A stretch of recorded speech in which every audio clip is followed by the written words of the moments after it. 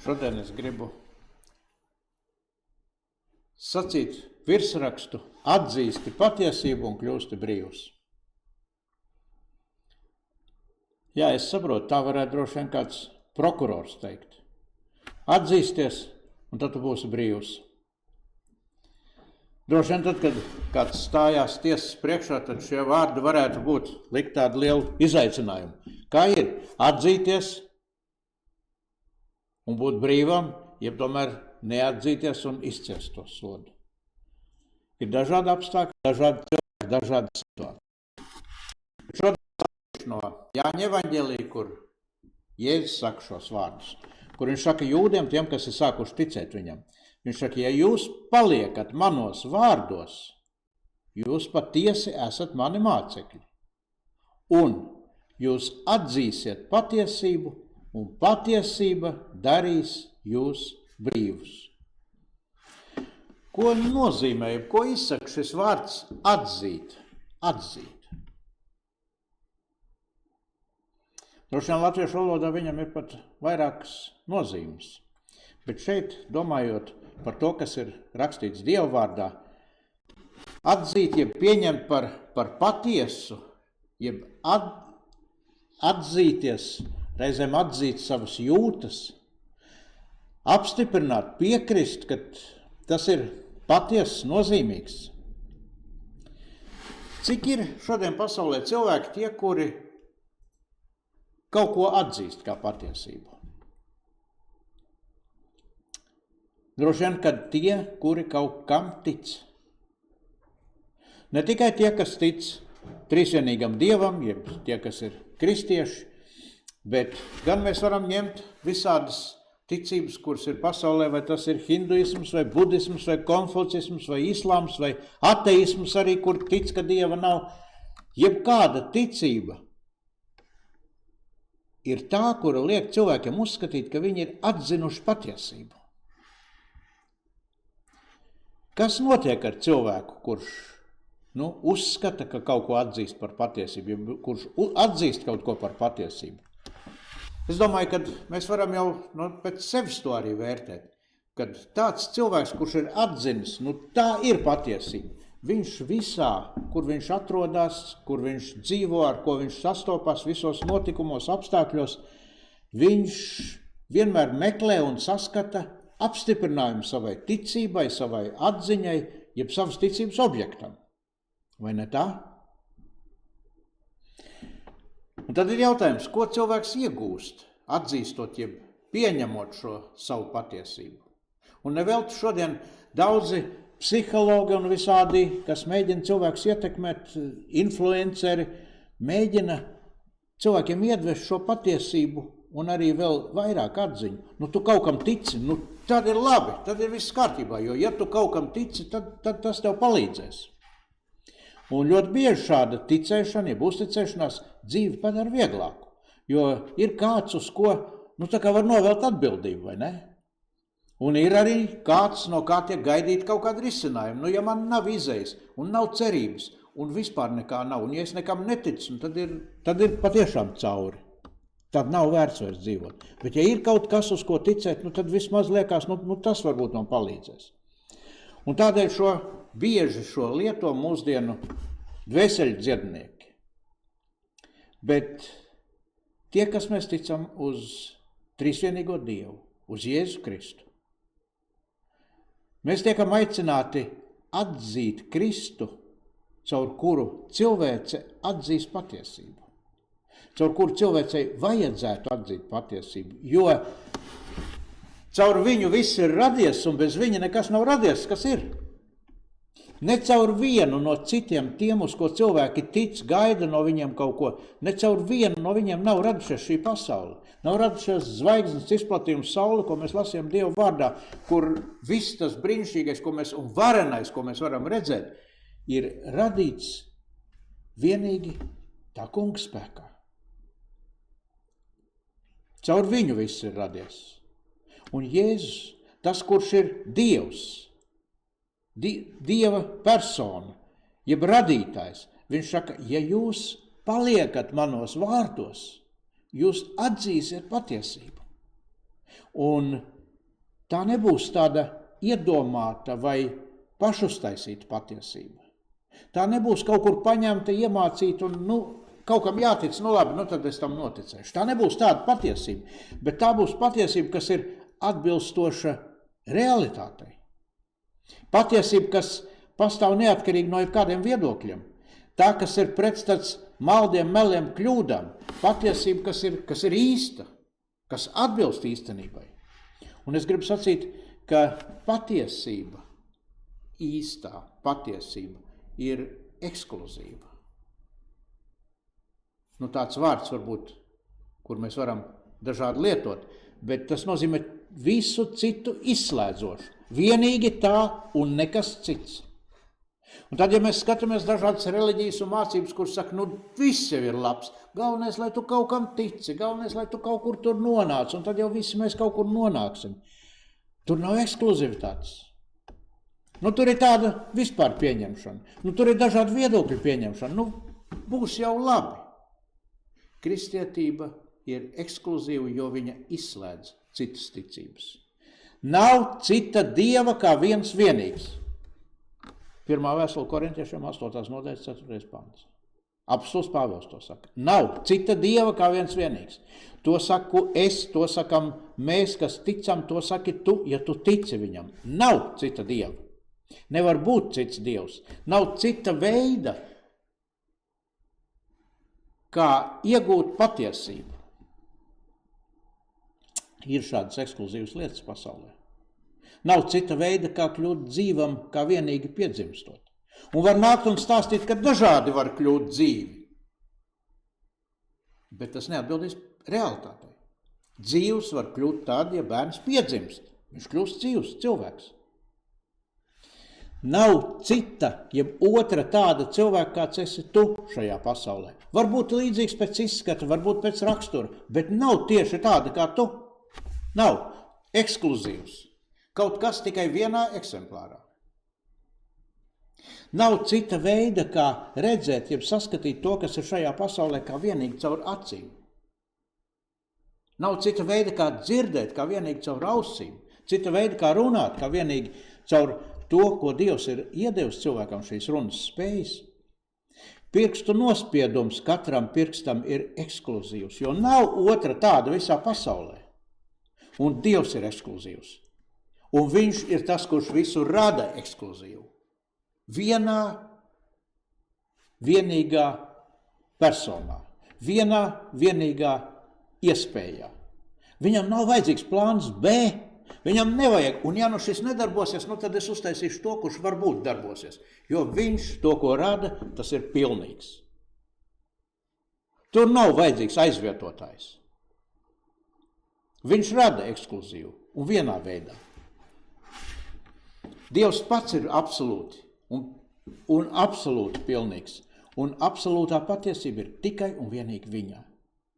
Ko cilvēks iegūst, atzīstot šo patiesību?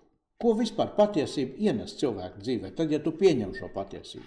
Ko dara šī patiesība? Ir tā patiesā patiesība. Redziet, Dieva vārds, kurš ir patiesā Dieva patiesais vārds, mums atklāja lietas, ko dod, ko nes sev līdz šī patiesība. Vispirms tā nes sev līdz svētību.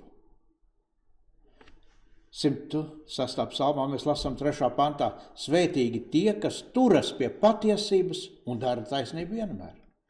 Patiesība nes, ja patiesības atziņa nes līdzi svētību dzīvē. Tad vēl kāda lieta, tā izglābi tavu dvēseli. Tad dara to nemirstīgu. Vecā derībā pravietis Ecehielis raksta, kad taisnais nogriežās no savas taisnības un dara ļaunu, tad viņš mirs. Bet ja bezdievis atgriežas no savas bezdievības, ko viņš darīs, un dara patiesību un taisnību, tas paturēs savu dvēseli dzīvu. Patiesība izglāb dvēseli. Un vēl, kas ir patiesība? Mēs lasījām šodien brīvību, vienlīdzības zīme ar brīvību. Dzīvojot patiesībā, cilvēks kļūst brīvs. Brīvs no izlikšanās, brīvs no citu uzspiestiem standartiem un brīvs no bailēm par savas rīcības sekām. Jo tad, ja tu dzīvo patiesībā, tev nav jābīstās, tev nav jāizliekās. Vienīgi tad, ja nav patiesības, tad nāk līdzi šis viss. Gan bailes, gan izlikšanās, gan nāk pieņemtie standarti, gan kādi uzstādījumi, jo man jau nav patiesības. Varbūt tur kaut kur ir patiesība, un tad es to meklēju. Brīvība. Bet ir kādas lietas, kas ierobežo cilvēku brīvību. Un galvenais šķērslis ir bailes. Tas, kas cilvēkus nospiež, kas viņus nedara brīvus. Bailes no nosodījuma, no tā, ko par mani domās, no tā, kad es kaut ko varu pazaudēt, un reizēm atkarība no citu viedokļu, no sistēmām, un arī nevēlēšanās uzņemties atbildību.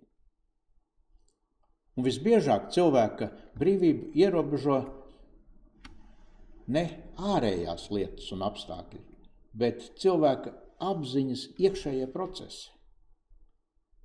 Jo brīvība sākās ar atziņu, ar atzīšanu. Nevelti Jēzus saka, un mēs lasām evaņģēlijos ir rakstīts, jūs atzīsiet patiesību, un patiesība darīs jūs brīvus. Dievvvārds runā par atziņas trūkumu, kad pietrūk šī atziņa, atzīt patiesību. Dieva tauta nespēja vai nevēlējās atzīt patiesību.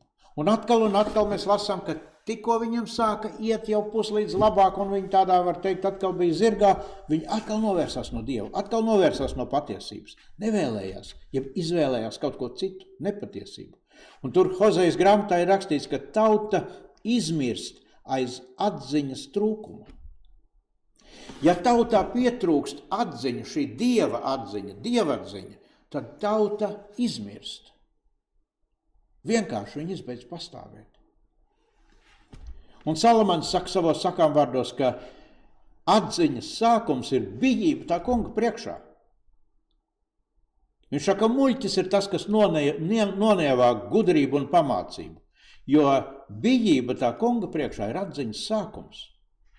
Un šodien mums katram ir svarīgi atzīt patiesību, jo atzīstot patiesību, mēs vienmēr būsim brīvi.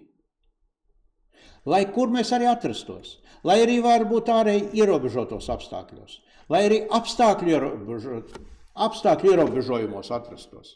Bet ja mēs dzīvosim patiesībā, mēs būsim brīvi savā iekšējā cilvēkā, savā garīgajā pasaulē. Atzīstot patiesību, vienmēr būsim brīvībā. Mēs lasām šo diskusiju, kur tad, kad Jēzus sacīja šos vārdus, ka tad, ja jūs atzīsiet patiesību, viņi darīs jūs brīvus, tad jūdi sanāca kopā un viņi teica, paklausies, ko tu runā? Mēs esam Abrahama dzimums, mēs nekad neesam bijuši nevienu cilvēku vergi. Kā tu saki, jūs būsiet brīvi? Tad Jēzus saka, patiesi, es jums saku, ik viens, kas grēku dara, ir grēka vergs. Un nav citas patiesības kā Jēzus Kristus. Tā ir vienīgā patiesība. Šajā pasaulē un visumā. Nevelti viņš saka, ja jūs paliekat manos vārdos, jūs patiesi esat mani mācekļi, un jūs atzīsiet patiesību, un patiesību jūs darīs brīvus. Vispirms jau brīvu no sevis pašas tumšās daļas, tās, kas manī iekšā ir. Es varēšu nolikt nepiedošanas nastas. Es varēšu saraut atkarības važus un aizskalot visus savus pārdarījumu dubļus, kas mani smacē, kuros es grimstu ļoti bieži. Atzīstot patiesību, ka Dieva mīlestība ir atklājusies šai pasaulē caur Jēzus Kristus iemiesošanos, caur to, kad viņš ienāca šajā pasaulē, tad katrs, kurš tam tic, iegūst brīvību. Brīvību, ko nekas nevar ierobežot, iegrožot, nevar atņemt šo brīvību. Es atceros, kad gāja runa par izsūtījumā esošiem cilvēkiem, un viņi stāstīja savas atmiņas. Viņi teica, jā, mūs varēja ierobežot, mūs varēja ieslēgt koncentrācijas nometnē, aiz žoga, bet zvaigznes nevarēja atņemt. Mēs pacēlām savu skatu un debesis redzējām, zvaigznes debesīs. Savā sirdī un apziņā cilvēks, kad ir brīvs, tu nevari viņu ieslodzīt nebrīvē. Jā, fiziski var būt. Fiziski cilvēki ir atraduši iespējas un varēšanu, kā citu kaut kur ierobežot, iegrožot, un šī pasaule grimst milzīgā, nebrīvas smogā, es gribētu teikt. Bet tie, kas atzīst Kristu, kļūst brīvi no tā.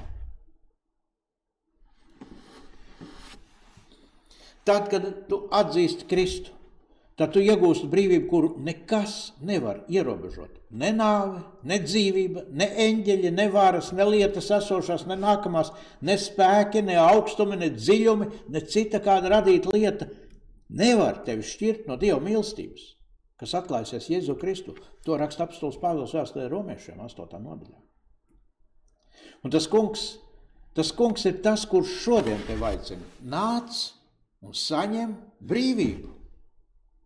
Saņem brīvību no nespēka, no dusmām, no trūkuma, no neveselības.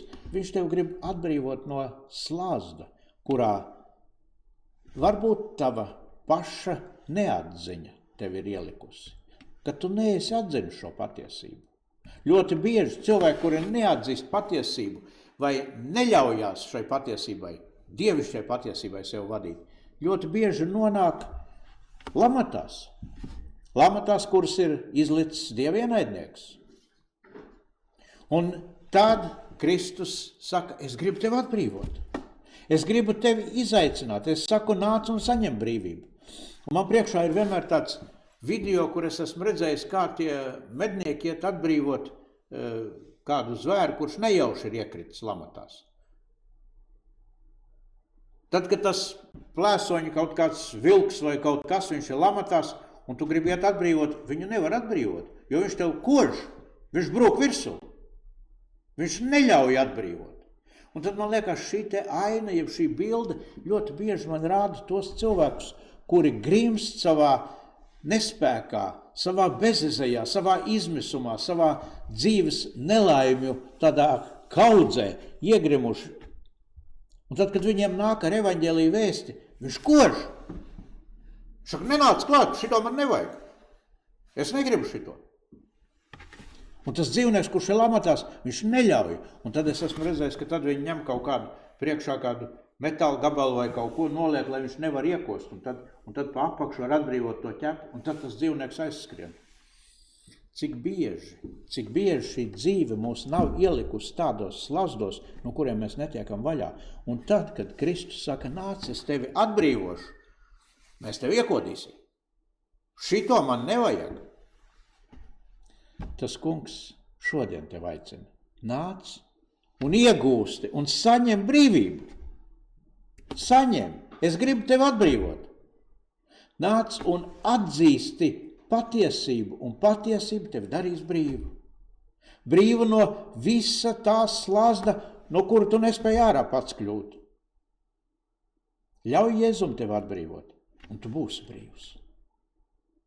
Tas kungs, lai svētī savu vārdu. Un tas kungs, lai palīdz, ka mēs patiešām varētu un gribētu būt tie, kas atzīstam patiesību, kas pieņemam viņu un ļaujam sevi darīt brīvus. Brīvs no šīs pasaules, no sātana slazdiem, no visa tā, kas nomāc, kas mūs nospiež, kas dara mūs nelaimīgus un nemierīgus. Un iegūt to brīvību Kristu, kuru nevar nekas ierobežot, pat nāvi. Jo mēs ejam tai pāri, kā mūžīgās dzīvības dalībnieki, kopā ar Kristu, izglābti mūžīgai godībai kopā ar viņu.